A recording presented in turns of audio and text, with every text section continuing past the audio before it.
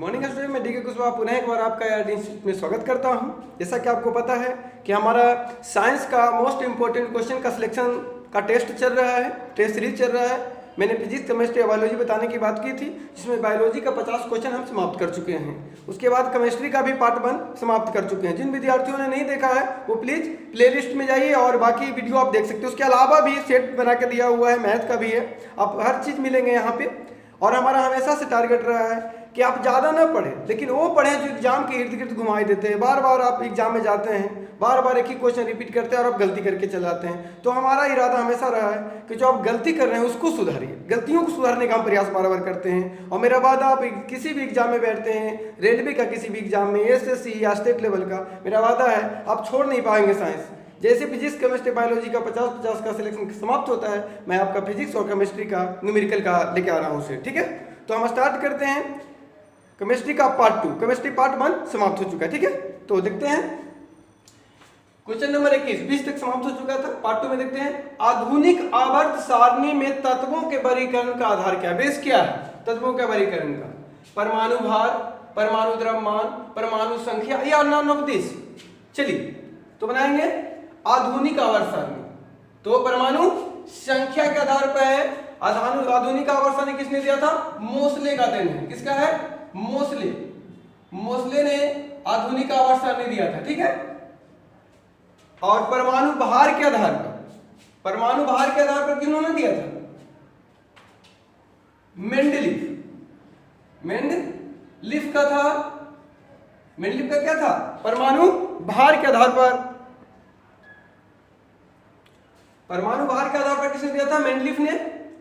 सबसे पहले जो आवर्त सारणी थी पीरियोडिक टेबल मेंडलीफ ने ही दिया था, और उन्होंने किस आधार पर? परमाणु भार के आधार पर उसको समाप्त कर दिया गया। और आधुनिक आवर्त सारणी क्या है? परमाणु संख्या के आधार पर है। और आधुनिक आवर्त सारणी की जन्मदाता किसे माना जाता है? मोसले को जाना जाता है। क्लियर? तो आंसर सी। मेंडलीफ के आवर्त सारणी में कितने वर्ग और आवर्त थे? रट्टा मत मारिए, सोचिए कुछ। वर्ग और आवर्त आपको पहले पता है कि वर्ग और आवर्त क्या होते हैं? चलिए बताते हैं। तो पहले आप क्वेश्चन को सॉल्व करते हैं। मेंडलीफ के आवर्त सारणी में कितने वर्ग और आवर्त थे? 9 7 7 9 7 18 18 7। चलिए, तो मेंडलीफ के आवर्त सारणी में वर्गों की संख्या 9 थी, आवर्तों की संख्या 7 थी। और मोसले में था ये मोसले के आवर्त सारणी में वर्गों की संख्या 18 और आवर्तों की संख्या 7। जो ये लंबवत होते हैं, ये टेबल होते हैं, वर्ग होते हैं। ठीक है, जिसे ऊर्ध्वाधर बोल सकते हैं। एक होते हैं क्या? वर्ग। तो यानी कितना? 18 वर्ग होगा किसमें? मोसले वाले में। और ये जो क्षैतिज होते हैं, क्षैतिज को क्या कहा जाता है? वो है आवर्त। क्षैतिज वाले आवर्त हैं और लंबा जो जा रहा है वो वर्ग है। याद रखेंगे, ये होते हैं वर्ग और ये होते हैं आवर्त। तो मेंडलीफ के आवर्त सारणी में कितने वर्ग? तो ऐसे अगर देखते हैं लंबवत, तो वर्गों की संख्या कितना था? 9 और आवर्तों की संख्या कितनी थी? 7। मोसले में भी, आधुनिक आवर्त सारणी में भी आवर्तों की कितना है? आवर्त 7 ही है। और वर्ग कितना कर दिया है इसका? 9 का दुगना 18 कर दिया गया है। तो याद रखेंगे मेंडलीफ पे 9 वर्ग और 7 आवर्त। और मोसले में, आधुनिक आवर्त सारणी में 18 वर्ग और 7 आवर्त। आवर्त में कोई परिवर्तन नहीं। आवर्त क्या होते हैं? जो क्षैतिज होते हैं। और वर्ग कौन होते हैं? जो लंबवत होते हैं, ऊर्ध्वाधर होते हैं। चलिए आगे देखते हैं। सफेद कशिश, व्हाइट विट्रियोल किसे कहा जाता है? CuSO4 × 5H2O, ZnSO4 × 7H2O, FeSO4 × 7H2O, none of this। चलिए, तो सफेद क्लियर। और इसको क्या कहा जाता है? व्हाइट विट्रियोल हो गया। और एक ऊपर वाले को क्या है? नीला थोथा या नीला कशिश या नीला ब्लू विट्रियोल। और ये क्या है? आयरन सल्फाइड को क्या कहेंगे हम? हरा कशिश या हरा कशिश भी हो सकते हैं, या थोथा भी हो सकते हैं, हरा थोथा। तो सफेद कशिश कौन है? ध्यान दीजिए। तो सफेद कशिश ZnSO4 into 7H2O, नीला कौन है CuSO4 into 5H2O, और हरा कशिश कौन है FeSO4 into 7H2O। काफी इंपॉर्टेंट क्वेश्चन, याद रखेंगे दोनों। जितना भी है सिलेक्टिव क्वेश्चन फालतू क्वेश्चन में लेते नहीं है। आप इसी में इर्द गिर्द घूमिए, पहले इसको क्लियर कर लीजिए, बाद ही एक आध क्वेश्चन आते हैं जो डेप्थ से आते हैं, काफी डीप से आते हैं, तो एक दो छूट भी जाता है तो कोई फर्क नहीं पड़ता, लेकिन जो आपको आता है वो गलती करते हैं तो फिर रिजल्ट तो आने की संभावना ही नहीं होती है। तो जो आता है उसको क्लियर पहले कीजिए, जो नहीं आता है उसको छोड़िए, जो आता है उस पर अटैक कीजिए, उसको पहले क्लियर कर लीजिए, आपका सुधार हो जाएगा। टैनिक अम्ल पाया जाता है चींटी में, मक्खन में, चाय में या गाजर में? चलिए, तो टैनिक अम्ल चाय में पाया जाता है और चींटी में फॉर्मिक अम्ल। कब चींटी खाता है? चींटी हो गया, बिच्छू में भी वही है, बिच्छू में भी फॉर्मिक अम्ल हो जाएंगे। चींटी में, बिच्छू में फॉर्मिक अम्ल, और मक्खन में चलिए जल्दी बताइए, ब्यूटेरिक अम्ल पाया जाएगा। याद रखेंगे, एक्स्ट्रा फैक्ट जो भी बोल रहे हैं याद रखेंगे प्लीज।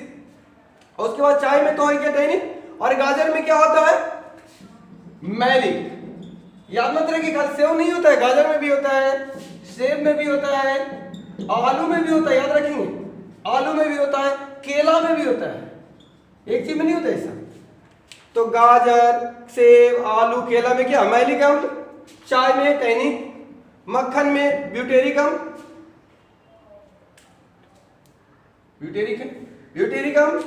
और चींटी में और बिच्छू में फॉर्मिक अम्ल। हमारा था टैनिक अम्ल तो चाय में। चलिए क्लियर। संतृप्त हाइड्रोकार्बन का समान सूत्र है CnH2n+2 CnH2n और CnH2n-2 CnH2n+1। चलिए, बहुत अच्छा क्वेश्चन है। चलिए, तो संतृप्त किसको कहा जाता है? एल्केन। और ये किसका सूत्र है? एल्कीन।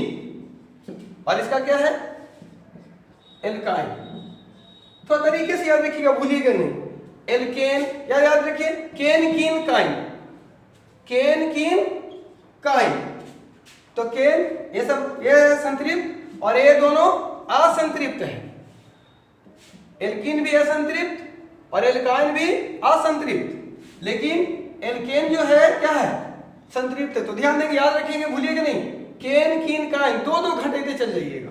तो CnH2n+2, तो 2 घंटे का तो क्या हो जाएगा? CnH2n आ जाएगा, फिर 2 घंटे का तो CnH2n माइनस आ जाएगा, तो 2 घंटे चल जाएगा। केन कीन काइन याद रखेंगे, तो एल्केन होता है संतृप्त और बाकी होता है ये दोनों असंतृप्त।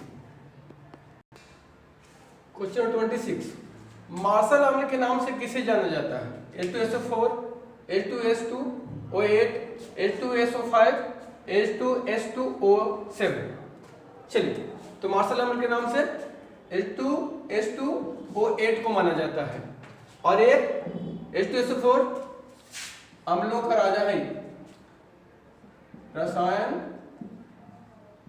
का राजा किसे कहा जाता है? H2SO4 को, या मूल रसायन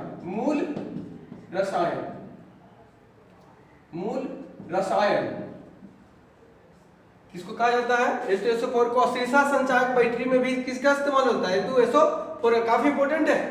H2SO4 का इस्तेमाल शीशा संचायक बैटरी में। मूल रसायन के नाम से जाना जाता है H2SO4 को। सल्फ्यूरिक अम्ल को रसायन का राजा किसे कहा जाता है? सल्फ्यूरिक अम्ल को ही जाना जाता है। मार्शल अम्ल के नाम से जाना जाता है H2SO8 को, और H2SO5 इसको क्या कहा जाता है?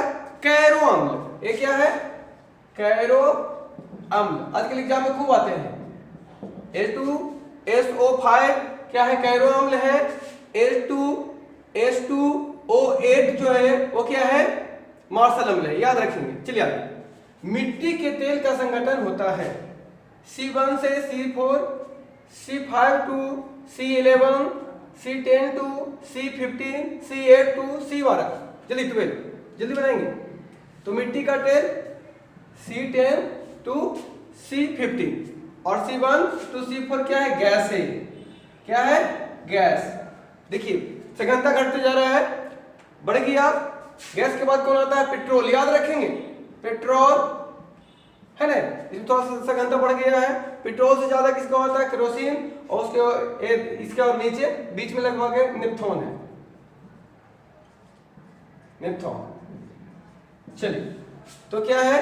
मिट्टी के तेल का संगठन C10 to C15। तो ये जरूरी थोड़ी ना है कि आपका मिट्टी के तेल का संगठन कोई दे, गैस का कोई देगा तो C1 to C4, बाद में पेट्रोल का पूछता है तो C5 to C11। इसलिए एक्स्ट्रा चीज को, एक्स्ट्रा फैक्ट जो भी बताया जा रहा है याद रखें, उसके इर्द गिर्द याद रखें। एक रट्टा मारिएगा पक्का भूल जाइएगा, ऐसा क्वेश्चन होता है, अभी समझ में आएगा, पूरा याद भी हो जाएगा, लेकिन बाद में भूल जाते हैं। तो बस C1 से शुरू करेंगे, गैस, पेट्रोल, केरोसिन, नेप्थॉन, है ना? गैस, पेट्रोल, नेप्थॉन, केरोसिन, ऐसे बोलते चले जाएंगे। सेल में एनोड के रूप में किसका प्रयोग होता है? एनोड कैथोड में हमेशा कितनों आप टैलेंटेड हो, बहुत बार गड़बड़ होता है, प्लस माइनस गड़बड़ हो जाता है, छोटा सा चीज है, या तो प्लस हो गया तो माइनस होगा, फिर भी कंफ्यूजन होता है। तो याद रखेंगे एनोड जो होते हैं, अभी नहीं बताएंगे, पहले मिला लेते हैं। एनोड के रूप में किसका उपयोग होता है? जस्ते का, कार्बन का, मैग्नीज डाइऑक्साइड का और नन ऑफ दीज। चलिए, तो कार्बन होते हैं, एनोड जो होते हैं वो प्लस होते हैं। एनोड क्या होते हैं? प्लस होते हैं। और कैथोड क्या होता है? माइनस होता है। जस्ता का इस्तेमाल कैथोड के रूप में किया जाता है।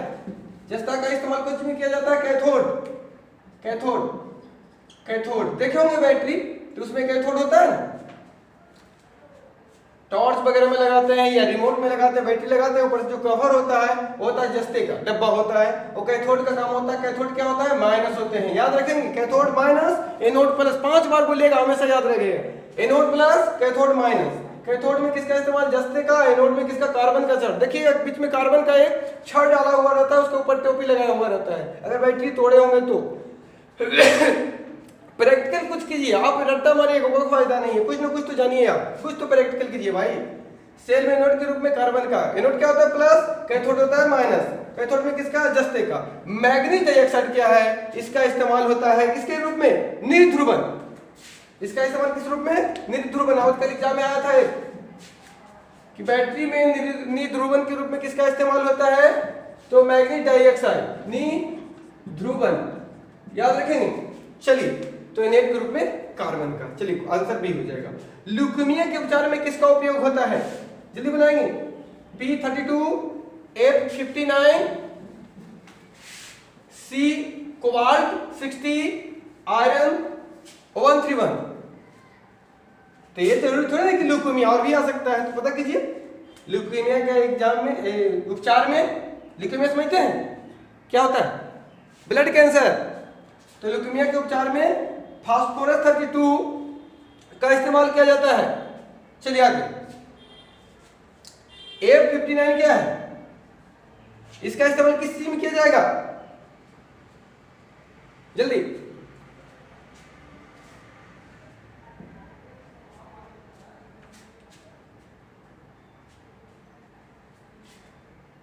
F59 अरक्तता, अरक्तता का पता लगाने में। रक्त समझते हैं? अनीमिया, रक्त की कमी। कोबाल्ट 60 काफी फेमस है, ये तो सबको पता है। कैंसर के इलाज में, कैंसर के इलाज में। और आयोडीन O131। तो आयोडीन कहां से निकलता है? थायराइड ग्लैंड से। तो पक्की बात है थायराइड ग्लैंड से संबंध कुछ ना कुछ होगा। तो cancer, brain tumour, brain tumour, tumour समझते हैं? शरीर के अंदर के किसी भी पार्ट में यदि घाव हो जाता है तो उसको ट्यूमर कहा जाता है। तो ब्रेन ट्यूमर।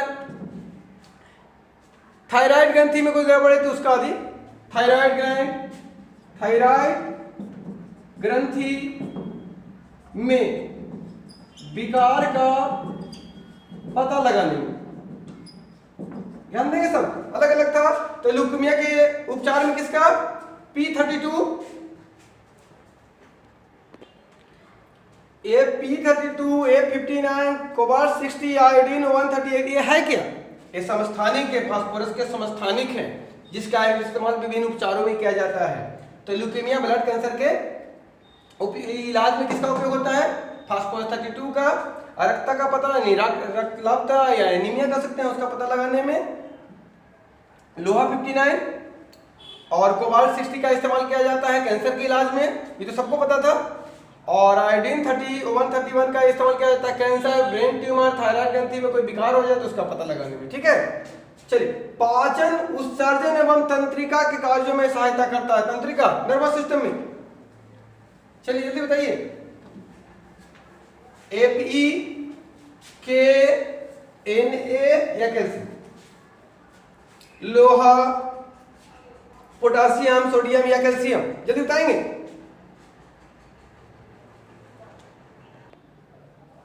पाचन, उत्सर्जन एवं तंत्रिका तंत्र के कार्यों का सहायता कौन करता है? सोडियम। ठीक है, इसका इस्तेमाल, लोहा का इस्तेमाल आरबीसी के निर्माण में, आरबीसी के निर्माण में। पोटेशियम का, के का इस्तेमाल कोश में किया जाता है, कोशिकीय संवहन में। कोशिका में संवहन होता है, एक स्थान से शरीर में दूसरे स्थान तक पदार्थ अप डाउन करते हैं, स्थान परिवर्तन करते हैं, या जैविक क्रियाओं का नियंत्रण में, जैविक क्रियाओं का नियंत्रण कौन करते हैं? जैविक क्रियाओं का नियंत्रण जो करता है वो आपका कौन है? पोटासियम। और कोशिका संवहन में भी पोटासियम। लोहा क्या करता है? आरबीसी के निर्माण में करता है। सीए क्या करता है? पाचन, उत्सर्जन एवं तंत्रिका तंत्र के कार्यों में सहायता करता है। और एक क्या, कैल्शियम क्या करता है? हड्डियों, बहुत बार आएगा, हड्डियों एवं दांतों के निर्माण में, बहुत बार देखा हो क्या, हड्डियों में दांतों के निर्माण में मुख्य तत्व कौन सा है? तो है कैल्शियम। तो एक्स्ट्रा फैक्ट जो भी बताया जा रहा है याद रखें प्लीज, कहीं नोट कर लें, मेरा वादा एग्जाम में जाएंगे तो काफी हेल्पफुल आपके लिए होगा। इसको सीरियसली पढ़ें, 15-20 क्वेश्चन तो हम बताते ही हैं, उसके अलावा देखिए आधे घंटा का ही लगभग समय हम लेते हैं आपको, 20 से 25-30 मिनट मैक्सिमम होता है। इतना देर भी आप अच्छे से नहीं पढ़ सकते तो क्या कर सकते हैं आप। चलिए क्वेश्चन नंबर 31, निम्न में से सबसे कम उष्मीयमान किसका है? Diesel, biogas, LPG, hydrogen. अब सबके बारे में नहीं पता है तो भूल जाइएगा, फिर गड़बड़ हो जाएगा। काफी इंपॉर्टेंट टोटल है, हमेशा आता है, बहुत बार आ गया है कि खाने बनाने वाला जो गैस है, जो सिलेंडर आता है, उसका उष्मीयमान क्या है, पता है तो बनाइए। चलिए, तो सबसे कम उष्मीयमान एलपीजी का नहीं जी, बायोगैस का है। कितना है? 35 से 40 मात्र है, 35 से 40। और डीजल का कितना है? 45। और एलपीजी का 50। और सबसे अधिक किसका होता है? हाइड्रोजन का 150। भविष्य का ईंधन हाइड्रोजन, इसका उष्मीयमान 150 सर्वाधिक होता है, एलपीजी का 50 है। पेट्रोल का भी यही है, पेट्रोल का भी उष्मीयमान कितना है? 50 है। लेकिन मीथेन के यदि देते हैं तो मीथेन का हो जाता है 55 है उष्मीयमान। याद रखेंगे एक्स्ट्रा फैक्ट जो भी बताए हैं। तो सबसे निम्न में से सबसे कम उष्मीयमान किसका है? तो आपको पता होना चाहिए, सबके बारे में पता होगा तब तो निम्न छटिएगा ना। तो बायोगैस का 35 से 40, डीजल का 45, एलपीजी का 50, हाइड्रोजन का 150। तो सबसे नीचे कौन है? बायोगैस है, तो ये आंसर हो जाएंगे। लेकिन सबसे अधिक बोलता तो हाइड्रोजन का हो जाता 150 हो जाता। इसमें से सबसे निम्न और भी नीचे है, उपला वगैरह बहुत नीचे चला जाता है। तो ये जो दिया गया उसकी बात मैं कर रहा हूँ। और पेट्रोल का कितना है? 50 होता है, याद रखेंगे। मीथेन का भी 55 होता है। तो काफी इंपॉर्टेंट क्वेश्चन थे, सभी के बारे में याद रखेंगे। लेकिन भविष्य का ईंधन हाइड्रोजन, सर्वाधिक उष्मीयमान इसी का है। लोहा का अयस्क है मैग्नाइट, सिनेबार, गैलेना या नन ऑफ दीज, जल्दी बताइए। इमोशन में आंसर मत मारिए, इमोशन में आंसर नहीं मारिए, अच्छे से देख के मारिए, गलती हो जाएंगे। चलिए, तो नन ऑफ दीज। मैग्नेटाइट नहीं था डियर, मैग्नाइट बार बार बोल रहे हैं, डियर अच्छे से नहीं देखे। किसका है? मैग्नीज का है, मैग्नीज, मैग्नीज का है Mn। ठीक है, लोहा का क्या होता है? मैग्नेटाइट होता है, मैग्नेटाइट, मैग्नीशियम होता है, मैग्नेटाइट, सीडेराइट, हेमेटाइट, सब टाइट उसी का है। किसका है? लोहा का है। लेकिन यहां मैग्नेटाइट था तो किसका है? मैग्नाइट। किसका है? मैग्नीज का है। ठीक है, सिनेबार किसका है? सिनेबार पारा, होता है ना, AgS। और गैलेना किसका है? सीसा का है। किसका? सीसा का है, PbS। ठीक है, चलिए आगे। सबसे अधिक क्रियाशील धातु क्या है? मैग्नेटाइट का जो फॉर्मूला होता है Mn2O3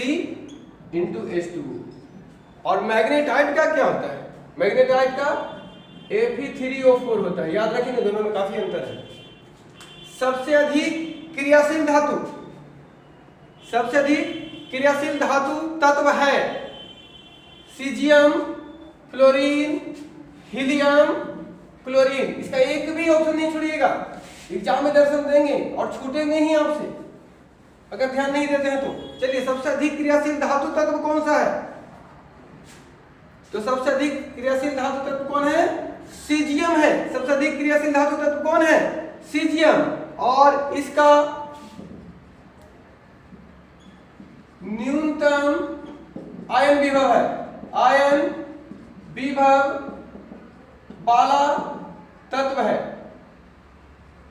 न्यूनतम आयन विभव वाला तत्व कौन है? सीजियम है। तो अधिकतम आयन विभव वाला तत्व क्या है? हीलियम है। याद रखेंगे एक्स्ट्रा फैक्ट, अधिकतम आयन विभव वाला तत्व कौन? हीलियम। लेकिन मैंने क्वेश्चन क्या था? सबसे अधिक क्रियाशील धातु तत्व सीजियम और न्यूनतम आयन विभव वाला तत्व भी क्या है? सीजियम है। फ्लोरीन के बारे में बेहतर आप जानते हैं। सर्वाधिक, सबसे अधिक क्रियाशील धातु, सबसे अधिक क्रियाशील अधातु, अधातु तत्व कौन है? फ्लोरीन है। याद रखेंगे। और इसके साथ ही और क्या है इसका? सर्वाधिक विद्युत ऋणात्मक, सर्वाधिक विद्युत ऋणात्मक तत्व कौन है? फ्लोरीन है। पढ़े होंगे, सर्वाधिक विद्युत ऋणात्मक तत्व फ्लोरीन, सबसे अधिक क्रियाशील अधातु फ्लोरीन, सबसे अधिक क्रियाशील धातु तो सीजियम, न्यूनतम आयन विभव वाला तत्व सीजियम, अधिकतम आयन विभव वाला तत्व हीलियम। अब क्लोरीन क्या है? क्लोरीन के बारे में जान लीजिए। सर्वाधिक इलेक्ट्रॉन बंधुत्व वाला तत्व, इलेक्ट्रॉन बंधुत्व वाला तत्व। तो याद रखें, काफी इंपॉर्टेंट है, काफी मेहनत से इस क्वेश्चन को लाया गया है, काफी मेहनत से इसको सजाया है। तो प्लीज इसको ऐसे ही व्यर्थ जाने मत दें, इसको रख ले। कहीं ना कहीं आपका एनटीपीसी का एग्जाम, ग्रुप डी का एग्जाम एसएससी का आएंगे, दिखाई देंगे इसमें से क्वेश्चन। तो रखता मत तुम्हारी, याद रखते हैं लोग। सर्वाधिक, सबसे अधिक, हमेशा आप लोग फ्लोरीन वाला क्वेश्चन देखते होंगे कि सर्वाधिक विद्युत ऋणात्मक तत्व कौन? तो फ्लोरीन मार के निकल गया। आई सब आ जाएगा। तो सबसे अधिक क्रियाशील अधातु तब फ्लोरीन, सबसे अधिक क्रियाशील धातु तो सीजियम तत्व, यहाँ पे सबसे अधिक क्रियाशील धातु तत्व सीजियम, न्यूनतम आयन विभव वाला तत्व तो सीजियम, सर्वाधिक विद्युत ऋणात्मक तत्व तो फ्लोरीन, अधिकतम आयन विभव वाला तत्व तो हीलियम। देखिए, सीजियम का अपोजिट हीलियम चल रहा है, अधिकतम आयन विभव हीलियम का और न्यूनतम आयन विभव किसका? सीजियम का। क्लोरीन क्या? सर्वाधिक इलेक्ट्रॉन बंधुत्व वाला तत्व है। ठीक है, चलिए आगे। फ्लोरीन के लिए एक और है, बताइए कुछ है? सर्वाधिक ऑक्सीकारक तत्व, सर्वाधिक ऑक्सीकारक तत्व कौन है? फ्लोरीन ही है। सर्वाधिक ऑक्सीकारक तत्व फ्लोरीन। चलिए,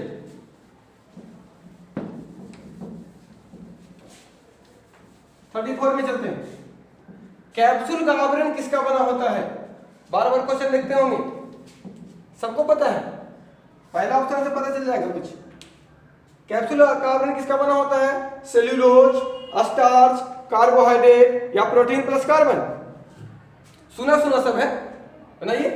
चलिए कैप्सूल का आवरण होता है स्टार्च का बना होता है डियर, ना कि सेलुलोज का बना होता है। सेलुलोज जो बना होता है कोश का भित्ति बना होता है, सेल बाल सेलुलोज का बना होता है। और सेलुलोज के बारे में जानिए तो प्राकृतिक में पाया जाने वाला प्राकृतिक में